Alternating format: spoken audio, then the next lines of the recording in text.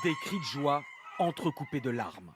Après 34 ans de prison, Sidney Holmes vient d'être déclaré non coupable et libéré.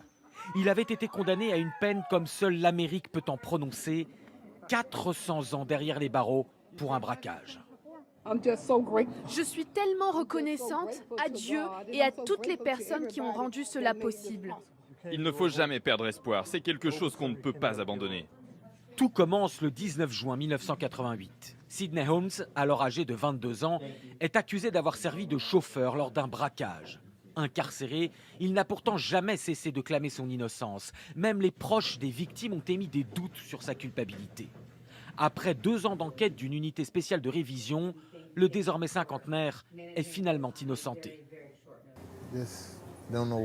Je ne sais pas pourquoi ça m'est arrivé, alors que je n'avais que 22 ans, que la vie me souriait. J'avais une carrière, j'étudiais pour devenir infirmier spécialisé en chirurgie. Et quand cette histoire m'est tombée dessus, en un claquement de doigts, j'ai tout perdu. Quand je suis allé en prison, ma fille n'avait que 7 mois. Maintenant, elle a 35 ans. Je vais devoir reconstruire notre relation. À l'époque, les procureurs avaient demandé au juge de condamner Holmes à 800 ans de prison pour ne pas avoir dénoncé ses complices présumés. Selon la loi, il pourrait désormais prétendre à plusieurs millions de dollars de compensation.